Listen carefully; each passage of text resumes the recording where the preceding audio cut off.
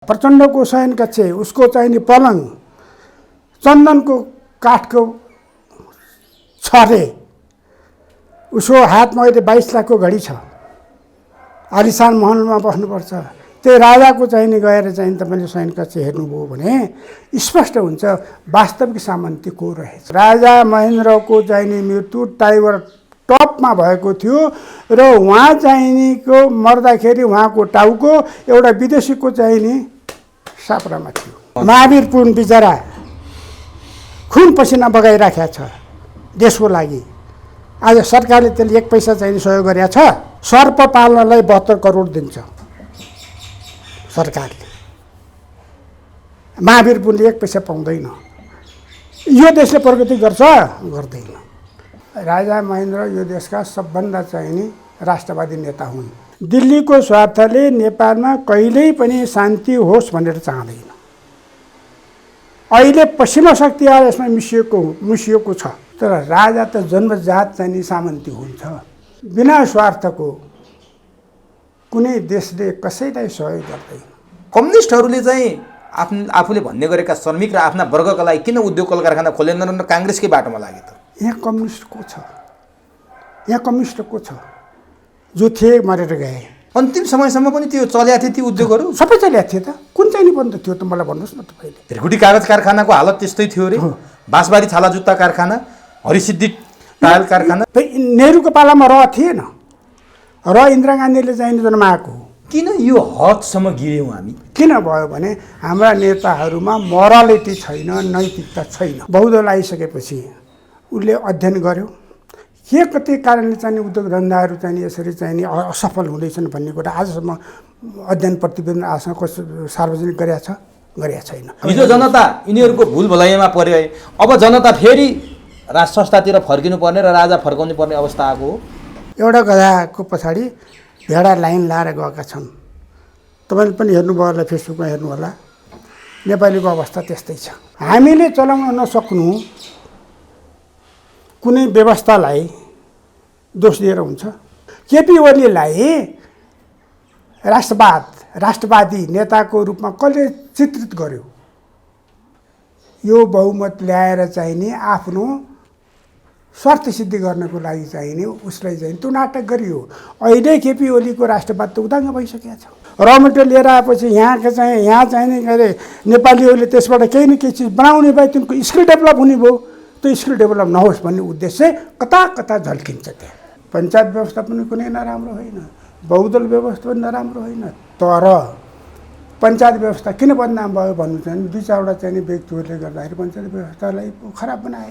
रामशरण महज्यूलाई संसारको उत्कृष्ट अर्थमन्त्री भनेर चाहिने पश्चिमाहरूले इङ्ल्यान्डमा लगेर चाहिने पुरस्कार दिए नि। यसको उत्तर त्यही हो।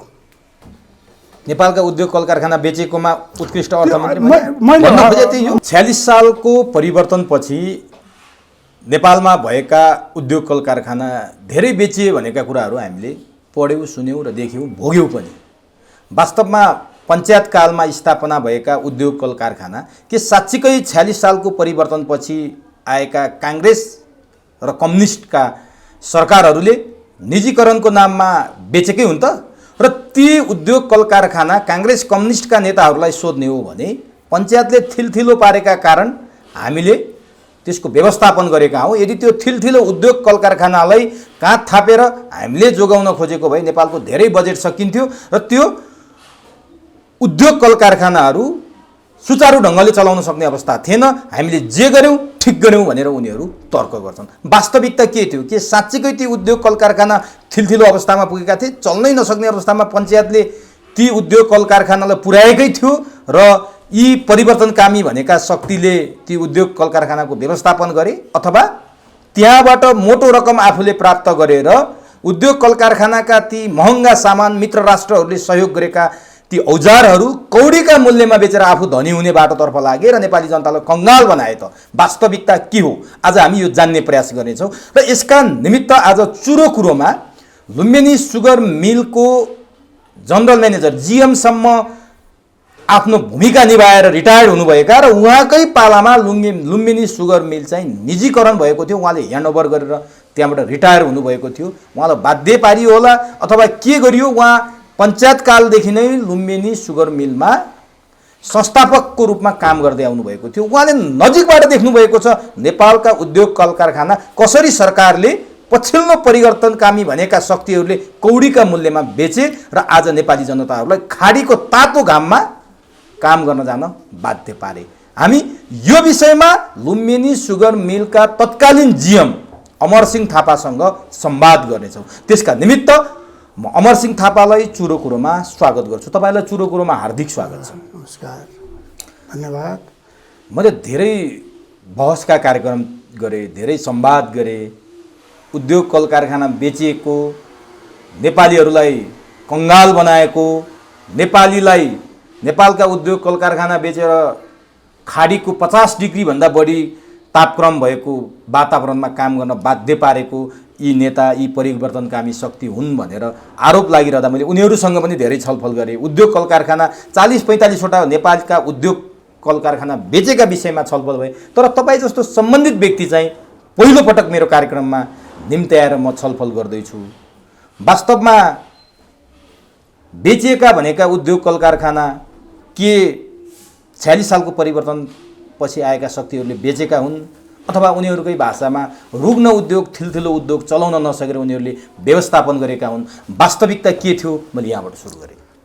कस्तो हुन्छ भने मित्र राष्ट्रहरूले गरी खाउन् भनेर नेपाललाई दिएको हो उद्योग धन्दाहरू। हामीहरूको 18-19 सालसम्म चाहिँ नि हामीहरूमा कुनै पनि उद्योग धन्दाहरू आएको थिएन। हजुर है, त्यसपछि उद्योग धन्दाहरू धेरै नै आए। आधारभूत आवश्यकताका उत्पादन गर्ने उद्योगहरू नै बढी मित्र राष्ट्रहरूले दिए, समाजवादी मुलुकहरूले दिए। विशेष गरेर रुस र चीनले। जस्तै चिनी भयो, कपडा उद्योग दियो छ, जुत्ता दिएको छ। अब हामी कृषि प्रधान देश भन्छौँ, कृषि औजार कारखाना पनि मित्र राष्ट्रले दिएको हो। वीरगन्जको दिएकै छ, सिमेन्ट कारखाना दिएका छन्। हुनाले हामीलाई विकासको लागि चाहिने पूर्वाधारमा चाहिने वस्तुहरूको उत्पादनको लागि र जनताको जीवन सजिलोसँग यापन गर्न सक्नु भन्ने उद्देश्यले दिएको न हो। ती उद्योग धन्दाहरू पञ्चायतको पालासम्म म आफ्नो चाहिँ नि जुन फ्याक्ट्रीमा चाहिँ नि म संलग्न थिएँ, त्यो फ्याक्ट्रीको विषयमा खुब राम्रोसँग चलेको थियो, एकदमै राम्रोसँग चलेको थियो। त्यसमा कुनै दुई राय छैन। नमुनाको रूपमा चलेको थियो हाम्रो लुम्बिनी चिनी कारखाना लिमिटेड। टाढा टाढाबाट मान्छेहरू चाहिँ नि हेर्न पनि आउँथे। तर 46 सालपछि अथवा 48 सालपछि अब दोष म चाहिँ नि कुनै नेताहरूलाई पनि दिन चाहन्न। एउटा परिवेश यस्तो आयो कि विश्वमा निजीकरणको चाहिँ नि एउटा लहर आयो। उदारीकरण भनौँ न, उदारीकरणको चाहिँ नि एउटा लहर आयो। त्यसमा हाम्रो नेपाल जानी नजानी फगाल्यो। हाम्रो नेपालको गल्ती त्यही हो। उसले आफ्नो आधार के थियो, म त्यो उदारीकरणमा चाहिँ नि प्रवेश गर्नु हुन्छ कि हुँदैन भनेर उसले चाहिँ अध्ययन गरेन, सोझै हाम फाल्यो र उदारीकरणको चाहिँ नाममा सारा कल कारखानाहरू चाहिँ नि टेन्डरहरू बोलिए, बिक्री गरिए। 40-50वटा चाहिँ नि उद्योग धन्दाहरू त्यो बेला बेचिए। के अरे हरुवा दाउको के अरे गोरुको छेरुवा दाउ हो, छेरुवा दाउ भन्छन्। अब अहिले जसले जे भने पनि उद्योग धन्दा चलाउने काम हाम्रो थियो। दिनेले दियो, चलाउने त हाम्रो काम हो नि। हामीले चलाउन नसक्नु कुनै व्यवस्थालाई दोष दिएर हुन्छ? पञ्चायतको पालामा जति राम्रोसँग यद्यपि म चाहिँ अहिलेसम्म मेरो घरमा कुनै राजाको फोटो छैन। म राजावादी होइन, तर राज संस्थावादी हुँ। राजा गतिलो छैन भने त्यसलाई जनताले चाहिँ नि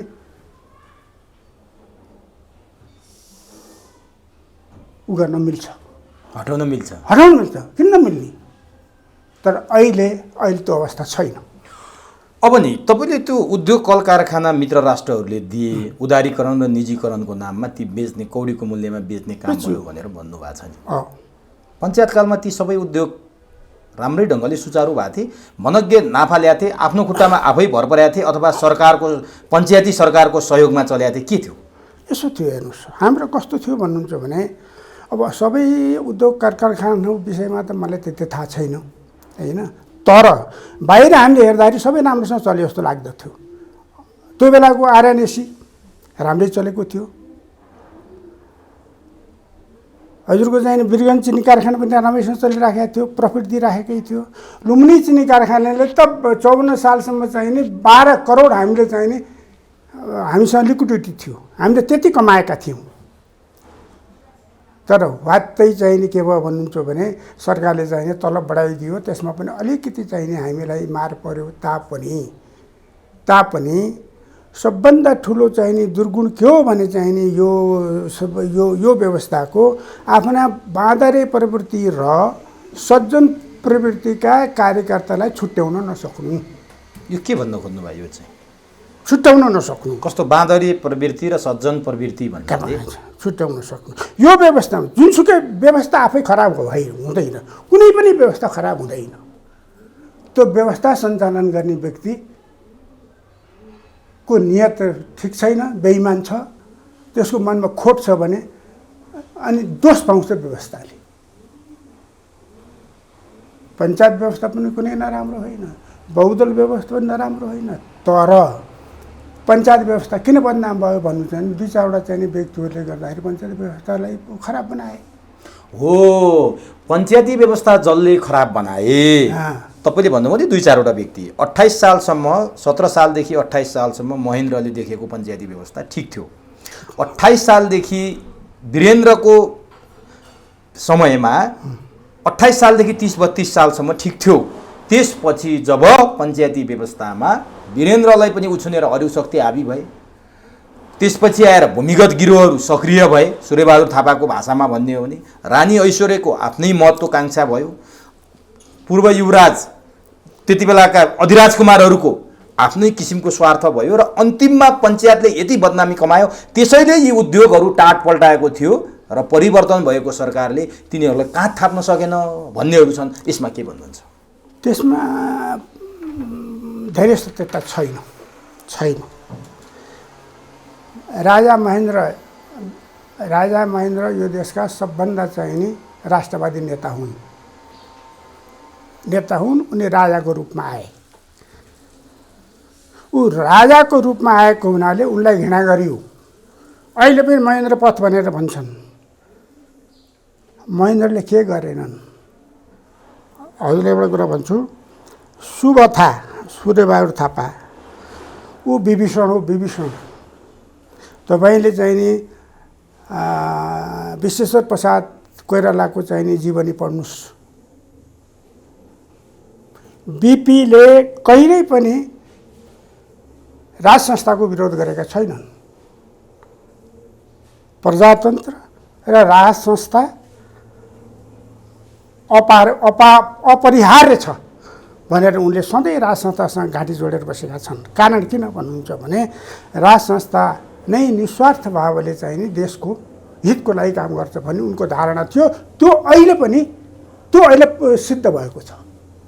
अब सूर्यबहादुर थापा र मैले पढे अनुसार, मैले बिपीको चाहिँ नि त्यो जर्नल पढेदेखि मलाई के थाहा भयो हुनुहुन्छ भने राजा महेन्द्र र बिपीमा फाटो ल्याउनुमा 2 जना चाहिँ नि प्रमुख व्यक्ति छन्। को हुन् ती? एउटा सूर्यबहादुर थापा, अर्को सूर्यप्रसाद उपाध्याय। दुईटा सूर्यले राजा र बिपीलाई मिल्न दिएनन्। म तपाईँलाई त्यसको लिखोटै देखाउन सक्छु। म उनको किताबमा जर्नलमा म देखाउन सक्छु। मैले अहिले लिएर आइन। सूर्यप्रसाद उपाध्याय त स्वयं काङ्ग्रेसका थिएन। एकदम होइन भनेको कुरा सही हो। सूर्यप्रसाद उपाध्यायलाई हामीले चाहिँ काङ्ग्रेसहरूले चाहिँ नि गुरु मान्दछौँ, तर उहाँ चाहिँ नि लैनचौरबाट चाहिँ नि पालिस पोषित व्यक्ति हुनुहुन्थ्यो त्यो बेला। जब विश्वेश्वर प्रसाद कोइराला सुन्दरी जलमा चाहिँ नि बन्द हुनुहुन्थ्यो, अनि गिरिजा प्रसाद कोइरालाले विश्वेश्वर प्रसाद कोइराला र राजा महेन्द्रको बिचमा चाहिँ नि संवाद अर्थात् के भन्छ त्यसलाई संवाहकको रूपमा काम गर्नुहुन्थ्यो। एक दिन गिरिजाप्रसाद कोइरालाले राजालाई सोध्नुभएछ, सरकार हजुरको मेरो कुरो जो भइराखेको छ अथवा मैले जो कुरो गरिरहेको यहाँ हजुरको कुरो मैले उहाँ बिपी बाबुसँग पुर्याउँछु, यो विषयमा प्रधानमन्त्री मेरो पछि पर्नु भएको छ, सूर्यबहादुर पछि पर्नु भएको छ, के गरौँ भनेर सोद्धाखेरि प्रधानमन्त्रीसम्मलाई तपाईँले चाहिँ नि भनिदिए हुन्छ भनेर राजाबाट हुकुम भएछ। त्यसपछि गिरिजाबाबुले सूर्यबहादुर थापालाई राजा र चाहिँ नि माध्यम हुनुहुन्थ्यो गिरिजाबाबु, बिपीको चाहिँ नि कुराकानीको चाहिँ नि सूर्यबहादुर थापालाई पनि उहाँले भनिदिनु भएछ। सूर्यबहादुर थापाले चाहिँ सूर्यप्रसाद उपाध्यायसँग कुरा गर्ने, सूर्यप्रसाद उपाध्यायले लैनचौरमा लगेर पुर्याउने। विश्वेश्वर प्रसाद कोइरालाको आत्मकथामा तपाईँले पढ्न सक्नुहुन्छ, म पेज पनि तपाईँले पछिमा भन्नु सक्छु। तर विश्वेश्वर प्रसाद कोइरालालाई पनि भारतको एजेन्टका रूपमा व्याख्या गर्थे कतिपयले।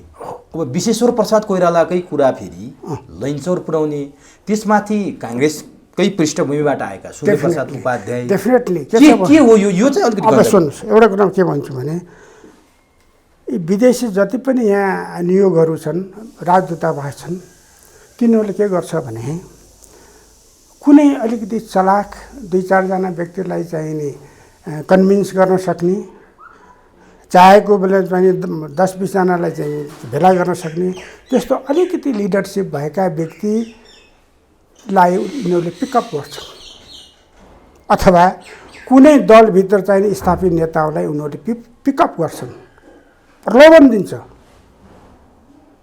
तपाईँको काठमाडौँमा घर छ कि छैन, तपाईँको छोराछोरीहरू कति पढेका छन्, तपाईँका छोराछोरीहरूले मैले के गर्नुपर्छ, बस यसैमा चाहिँ नि हाम्रा नेताहरू चिप्लिन्छन्। त्यसपछि उनीहरू जाने नजाने यो काम उनीहरूले गर्छन्। अब नि सूर्यबहादुर थापा स्वयं प्रधानमन्त्री थिए, सूर्यप्रसाद उपाध्याय माथिल्लो पदमै थिए, तिनीहरूले बिपी र राजालाई मिल्न नदिएर के स्वार्थ लिन चाहन्थे? त्यो स्वार्थ दिल्लीको स्वार्थले नेपालमा कहिल्यै पनि शान्ति होस् भनेर चाहँदैन। अहिले पश्चिमा शक्ति आएर यसमा मिसिएको छ, दिल्लीसित मिसिएको छ। पश्चिमाको र दिल्लीको त्यो बेलाको संस्थापन पक्ष भनेको चाहिँ नि काङ्ग्रेस, दिल्लीको पश्चिमाको र दिल्लीको एउटै स्वार्थ छ कि नेपालमा चाहिँ नि क्रिस्चियनिटी बढोस्। त्यो बेलाको है, अहिले होइन, अहिले फेरि उहाँको पनि सत्ता परिवर्तन भएको छ, यहाँ बढाउने, धर्म परिवर्तन गराउने। त्यसपछि चाहिँ नि यस नेपाललाई चाहिँ नि बफर स्टेट, चाइना त हजुरको चाहिँ नि म कुनै पक्षमा छैन है, म एकदम निरपेक्ष मान्छे छु यो विषयमा। चाइनालाई घेर्ने उद्देश्य चाहिँ अमेरिकाको हो, पश्चिमाहरूको हो। भारत त जन्मजात दुश्मन हो चाइनाको, त्यस कारणले भारत र पश्चिमाहरू अहिले मिलिराखेका छन् चीनलाई घेर्नलाई। त्यो सम्भव छ? त्यो म भन्न सक्दिनँ, किनभने म यसलाई गहिरिएर हेर्दा पनि हेर्दिनँ। मैले चाहिँ यो मेरो आफ्नो चाहिँ नि विषय पनि बनाएको छैन। अब बिपी कोइराला र राजा महेन्द्रलाई दूरदर्शी मानिन्छ, दुवै आफ्नो ठाउँमा कुनै शङ्का छैन। तर त्यति माथिल्लो तहमा पुगेका बिपी कोइराला, त्यति माथिल्लो तहको दूरदर्शी राजा महेन्द्र, सूर्यप्रसाद उपाध्याय र सूर्यबहादुर थापाले हाम्रो बिचमा फाटो ल्याएका छन्, हामी मिल्नुपर्छ भनेर त्यो चौडा छाती ती दुवैजनाले किन बनाउन नसके? यस्तो छ हजुरको, राजा भनेको राजा हो, उसमा अलिकति अहम भावना हुन्छ। बिपीमा नहोला, उनी त जनप्रतिनिधि थिए, उनमा त्यो भावना नहोला, थिएन, म भन्छु थिएन। तर राजा त जन्मजात चाहिँ सामन्ती हुन्छ, राजामा त्यो भावना थियो होला। र दिल्लीले बिपी बाबु र चाहिँ महेन्द्र सरकारलाई मिल्न नदिएको स्वतः बिपी बाबुले लेख्नु भएको छ। यो हजुरले पढे पनि हुन्छ, किताबमा मैले पढेको छु। यो पढ्नु भएको होला यहाँले भने। अब विभीषण जहाँ पनि हुँदा रहेछन्। अब एकचोटि अब राजा महेन्द्रले 1-2 दिनपछि म तपाईँको सल्लाह अनुसार चाहिँ म राज्य व्यवस्था मिलाउँछु भनेर चाहिँ राजाले भनिसकेको कुरा। शम्भु प्रसाद गेवालीलाई संविधान लेख्न, बहुदलको लागि संविधान लेख भनेको कुरा दियालो बङ्गलामा रहस्यमय मृत्यु भयो भन्छ नि। अहिले भनेको कुरा सही हो। शम्भु प्रसाद गेवाली अहिलेको जलस्रोतका बुवा थिए, दीपक गेवालीका बुवा हुनुहुन्थ्यो। मैले पनि त पढेको छु। उहाँले चाहिँ सब ड्राफ्ट गरिसक्नु भएको, तर दिल्लीबाट प्रेसर आयो, यो गरिस् भने खबर तँलाई राम्रो हुँदैन। यति प्रेसरमा परे राजा। दियालो बङ्गलामा भन्छन् कसैले, तर सौरभको चाहिँ मैले एउटा अन्तर्वार्ता पढेको थिएँ। सौरभजीले के भन्नुहुन्छ भने, सौरभ भनेको चाहिँ नि सत्यालजी, दिनेश सत्याल, उहाँको मैले एउटा अन्तर्वार्ता सुनेको थिएँ कि उहाँको राजा महेन्द्रको चाहिँ नि मृत्यु टाइगर टपमा भएको थियो र उहाँ चाहिँ निको मर्दाखेरि उहाँको टाउको एउटा विदेशीको चाहिँ नि सापरामा थियो। अनि त्यो विदेशीको थियो, त्यसले त टाइगर टपमा चाहिँ के अरे हजुरको रिसोर्ट खोलेर बसेको थियो। त्यो रिसोर्ट खोलेर बस्ने मान्छे सिआइएको एजेन्ट थियो भनेर सौरभले भन्नुहुन्छ। भने यहाँ देशी विदेशीहरूको चाहिँ नि चलखेल, विदेशीहरूको विशेष गरेर चलखेल अहिले होइन, पृथ्वीनारायण शाहको पालादेखि नै थियो। यसमा हाम्रा नेताहरू पनि मतियार बने हुन्। अब भनौँ, हेर्नुहोस् नेताहरू कसलाई भनौँ, मैले सुबथाको सूर्यप्रसाद उपाध्यायको त चर्चा गरिसक्नुभयो। मैले गरिसकेँ। म यिनीहरूलाई नेता मान्दिनँ। हाम्रा नेता, अब म यहाँलाई भनौँ, बिपी बाबु पनि सुरुमा चाहिँ नि अब इन्डियाले नै धेरै सहयोग गरेर, मद्दत गरेर राणा शासनको पतनमा गराउनमा धेरै सहयोग गरेको हुनाले उहाँ पनि अलिकति अनुग्रहित हुनुहुन्थ्यो भन्ने अवश्य त्यो कुरा सत्य हो। तर पछि गएर उहाँले चाहिँ त्यो कुरा बुझ्नुभयो। तर धेरै ढिलो भइसकेको थियो। तर यस मैले पनि त फेसबुकमा ल्याइसकेको छु। अहिले भनेको कुरा एकदम सही हो।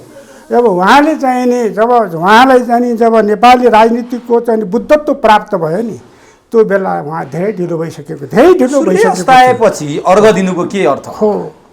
धेरै ढिलो भइसकेको थियो। उहाँ अस्वस्थ हुनुहुन्थ्यो। तैपनि उहाँले जाँदै एउटा दुर्घटना टार्नु भएको छ। के हो त्यो? 36 सालको। कसरी भन्नुहुन्छ भने, त्यो 36 सालको जो यहाँ बबन्डर भयो, जनमत सङ्ग्रह पछि, जनमत सङ्ग्रह त 38मा भयो, 38मा भयो जनमत सङ्ग्रह। 38 सालको जनमत सङ्ग्रह सूर्यबहादुर थापाले कसरी जितायो भन्ने कुरा सर्वजाहेर छ है। त्यसलाई बिपीलाई चाहिँ नि जनमत सङ्ग्रह स्वीकार नगर भन्ने दबाब थियो भारतको। म भन्दिनँ कस्तो थियो, तर उहाँले निष्ठाका साथ त्यसलाई स्वीकार गर्नुभयो। एकैछिन, नस्वीकार भन्ने दबाब थियो, स्वीकार्नुभयो। यो धेरै मान्छेहरू बोल्छन्, तपाईँहरू त प्रत्यक्ष देख्नु भएको छ। तर हराउने पनि त्यही शक्ति थियो कि हराउन मात्र चाहिने होला, हराउनलाई चाहिँ त्यो शक्तिले चाहिने केही रोल खेल्यो होला। हराउनलाई त हजुरको चाहिने लागेको को थियो भने चाहिँ सूर्यबहादुर थापा र भारत लागेकै थिए, यसमा त लागेकै थिए। नस्वीकार भन्ने पनि त तिनै हुन् भन्छन् नि त बिपीलाई। किन जुदाउन छ, यहाँ जुदाउन छ। नेपालीलाई जुदाएर तपाईँको चाहिँ आफ्नो फाइदा लिनु छ। अनि त्यो क्रम नि भारतको आज पर्यन्त पनि रोकिएको छैन। आज पनि केपी ओलीलाई पनि त्यही भारतले उठाएको छ, उचालेको छ। प्रचण्ड, शेरबहादुर, माधव नेपालहरूलाई पनि त्यही भारतले उचालेको छ। भारत नेपालमा स्थिरता भयो, शान्त नेपाल भयो भने भारतलाई केही डर छ? अथवा नेपाल भद्रगोल भयो भने भारतलाई फाइदा छ? किन भारत नेपालमा भद्रगोलता चाहन्छ? आफूले भने जस्तो गराउन चाहन्छ। अब तपाईँ भारतमा चाहिने 2050 सालपछि पानीको ठुलो सङ्कट आउनेछ। सन् 2050 को आसपासदेखि पानीको वहाँ अहिले पनि हाहाकार छ। जमिनभित्रको पानी सबै पल्युटेड भइसकेको छ। अब जति पनि खोला नालाहरू जान्छन् सबै हाम्रो नेपालबाट बगेर जान्छन्। भोलि तपाईँले चाहिँ नि सबै खोला नाला भारतको अन्डरमा गरिदिनुहोस्, भारतले भने जस्तो गरिदिनुहोस्, भारतले अर्कै चाहिँ नि रोल खेल्छ यहाँ। उसले चाहेको यही हो। तर नेपाल जति अस्तव्यस्त हुन्छ, जति भद्रगोल हुन्छ, भारतमा पनि त्यति थ्रेट बढ्दैन र? नेपाल शान्त भयो भने भारतमा पनि शान्त हुन्छ। यो यहाँले बडा महत्त्वपूर्ण प्रश्न गर्नुभयो। यो एकदम ठिक हो। भारतले नबुझेको होइन। तर भारत तीनतिरबाट इन्डिया लक्ड छ। एकतिरबाट तिब्बत छ। तिब्बतको विषयमा चाइना आफै सशङ्क छ। उसलाई तिब्बत बचाउनलाई उसलाई पनि हम्मे परिराखेको छ भने भारतले नेपालमा जतिसुकै चाहिने बबन्डर मचाए पनि, यहाँ उथलपुथल मचाए पनि चाइना बोल्दैन। किन बोल्दैन? उसको तिब्बतमा भोलि उठाइदियो भने के गर्छ? अहिले तिब्बतका दलाई लामाले लिएर गएर धर्मशालामा राखेको छ कि छैन भारतले र पश्चिमा राष्ट्रहरूले? हेर्नुहोस्, बिना स्वार्थको कुनै देशले कसैलाई सहयोग गर्दैन। चाइनाको आफ्नो स्वार्थ छ, तर त्यो स्वार्थ कुन हदसम्म चाहिँ नि जान्छ भन्ने कुरा मात्र हो। सहयोग स्वार्थमा आधारित छ, म मान्छु डेफिनेटली। तर तपाईँको यो घरमा तपाईँले मलाई आउन नदिने भने म भित्र छिर्न पनि सक्दिनँ। तपाईँले मलाई बोलाउनुहुन्छ भने म आउँछु। सही कुरा हो। तपाईँले म आउँदाखेरि स्वागत गर्नुहुन्छ भने म आउँछु। ठिक हो। भारत, चीन, अमेरिका, युरोपियन युनियन हाम्रो देशमा छिर्छन् भने एकदम सही कुरा हो। त्यो उनीहरू आफै आएको त होइन नि, आउन दिने हाम्रै नेताहरू हो। हेर्नुहोस्, अहिले भन्नुहुन्छ अब हाम्रो चाहिँ ओपन बोर्डर छ।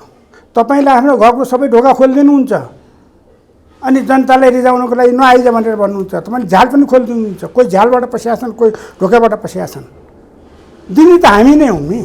राजा महेन्द्रको पालासम्म अथवा राजा वीरेन्द्रको पालासम्म यति हदसम्म चाहिने हस्तक्षेप भएको थिएन। अहिले त नाङ्गो भइसक्यो। हजुरले भनेको कुरा सही हो, नाङ्गो भइसक्यो। अहिले त हेर्नुहोस्, अहिले हामी यहाँ 3 जना बसेका छौँ। 3 जना मध्ये पनि हामीले एक अर्कालाई चाहिँ शङ्काको दृष्टिले हेर्न पनि अवस्था आइसक्यो।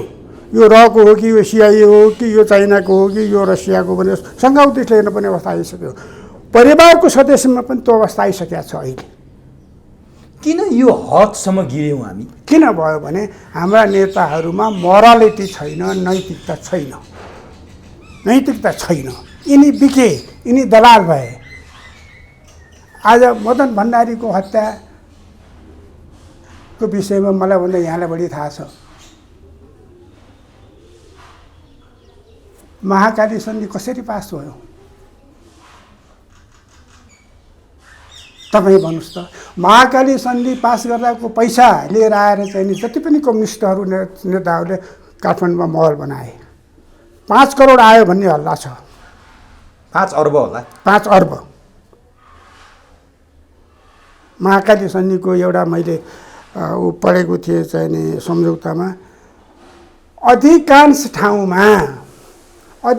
ठाउँमा महाकाली नदी सीमा नदी हुनेछ। सीमा नदी हुनेछ। तर यही कुरा मैले महाकाली सन्धि गर्दाका परराष्ट्र मन्त्री डाक्टर प्रकाश चन्द्र लोहनीलाई सोधेँ। सुन्नुहोस् है, यो जलस्रोतको सम्झौता हो, पानीको सम्झौता हो, सीमाको सम्झौता होइन। तपाईँहरू यसरी प्रश्न नउठाउनुहोस्। जसले महाकाली सन्धिलाई राष्ट्रघाती भन्नुहुन्छ उहाँहरूले राष्ट्रघातको बारेमा बुझ्नु भएको छैन, महाकाली सन्धि बुझ्नु भएको छैन। यदि त्यसो हो भने महाकाली पारीको धोधारा चाँदनी के नेपालको होइन? महाकाली सन्धिलाई राष्ट्रघाती भन्नेहरू कुरा नबुझेका हुन् भनेर उहाँले। महाकाली सन्धि त अहिलेसम्म नेपालमा भएको सन्धि सम्झौतामध्ये नेपालको पक्षमा भएको एउटा एक मात्र महत्त्वपूर्ण सन्धि हो भनेर मैसँग बोल्नु भएको छ। अब कसको कुरा विश्वास गरौँ म?